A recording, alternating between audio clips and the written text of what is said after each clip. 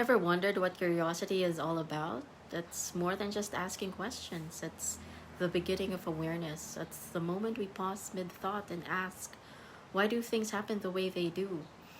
Every shift in how we see ourselves or the world begins with a single question. Today, let's talk about how curiosity challenges what's familiar, stirs the soul, helps us reclaim the right to think, feel, and wonder for ourselves.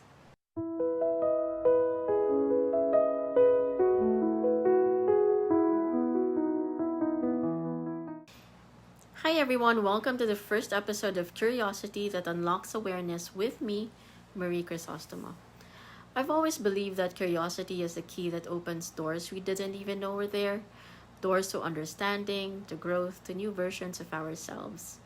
And every shift in how we see ourselves or the world starts with one thing. It's a question. Such a small word, but it plays a huge role in how we learn, grow, and even change as people. Curiosity is that inner voice that quietly asks what if or why. It's what makes a child take something apart just to see how it works. It's what drives scientists to explore space, artists to create, and everyday people like you and me to look at life a little differently. So without curiosity, we stop growing, we stop learning. Why? Because curiosity isn't always easy. Sometimes it pushes us to question things we've always accepted. It makes us challenge routines, traditions, or even our own beliefs, the very same tenets that we grew up with. And that can make us feel uneasy. I get it. Because curiosity is a way of testing limits and asking, does this really make sense? It could be that small voice that says, maybe there's more to this than I've been told. And while you're at it, let's talk about these core feelings you get as a result of being curious. And we have 5. The first core feeling is fear. Not everyone is comfortable being curious, and that's fair. But know that fear is a protective response because curiosity can feel risky. It can shake what we believe in or expose truths we're not ready to face.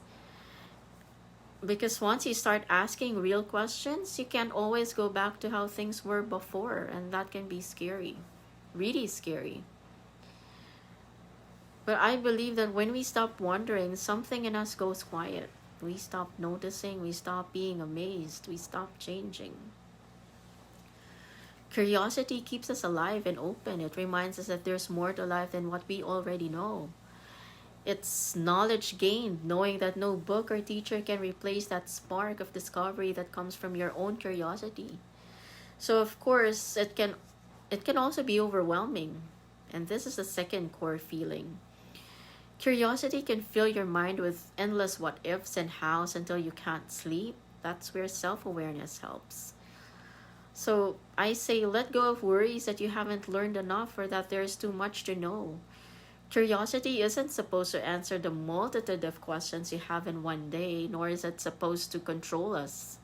It's just supposed to guide us. We don't need to chase every question or find every answer now. Most times we just have to accept that the answers will come at another time. But know that it's enough that our curiosity is pointing us towards a different direction. And the goal isn't to silence it or let it take over, but to walk beside it with awareness. So, with that in mind, let's talk about this interesting mix of fear and fascination.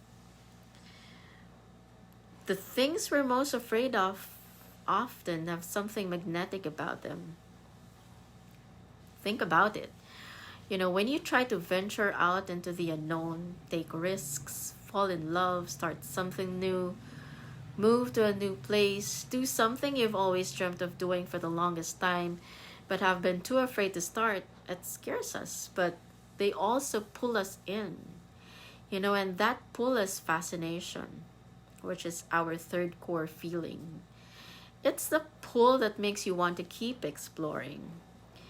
Because behind each question comes another question. What if this turns out to be something good? And if it's good, what else can I do to make it better? And the questions can go on and on, overwhelming, right? But let's go back to acceptance that we won't get the answers to everything now. The answers will come in time. And as an additional consolation, know that every big leap, whether in science, art, or our own lives, it happens because something felt fear but followed fascination anyway. So, yes, the unknown is uncomfortable, but it's also where growth happens. So, maybe the goal isn't to get rid of fear, but it's also to let fascination guide us through it. Well, what do we do with our fascination with the whys and hows of things? How does this relate to passion? Are they the same or different? The truth is, they both excite us, but they work in different ways. Passion is focus, and this is our fourth core feeling. It's that motivational drive that keeps you going even when things get difficult or don't turn out the way you first envisioned them. But it's this passion that makes you commit to something. Fascination, though, it's more open ended. It's curiosity in action that spark, it's that spark that makes you feel like exploring something new without needing to master it. Passion, on the other hand, says, this is what I want to dedicate myself to, my life to. Fascination says, I want to know more about this just because I want to. And between the two, one keeps you grounded, the other keeps you moving forward. And both are important depending on where you are in life. Lastly, here's the tricky one, and which is the fifth core feeling, which is guilt. Guilt often shows up right when curiosity crosses a line that someone else drew. But we've all heard it before. Don't ask that, don't question that, just accept it, obey without question. So when we do ask, guilt creeps in, like we're doing something wrong just by wanting to understand. But guilt and curiosity actually live close together. Guilt protects what's familiar, while curiosity pushes us to explore what's possible. Growth happens in between, in that space where comfort meets discovery. That's a really good thing. And that's the moment that tends to stay with us the most. So you see, guilt isn't always bad. It can remind us to be thoughtful, to ask, am I doing this to harm or to understand? So if your goal is to learn or grow, then guilt doesn't have to stop you. It can just mean you're stepping into new territory and, something even better. So here's something powerful to think about. Curiosity is how we reclaim autonomy. The moment you start asking why, you take back control of your own thinking. You stop running on autopilot. You stop believing things just because that's what you were told. Curiosity is how you start thinking for yourself. It's how you shift from borrowed or hand-me-down beliefs to your own understanding. It's when you ask questions. You're not being defiant, you're being awake. Every honest question is a sign that you're taking ownership of your mind and your choices. So, before we wrap up, I want to leave you with this. What's the question you've always wanted to ask but never did?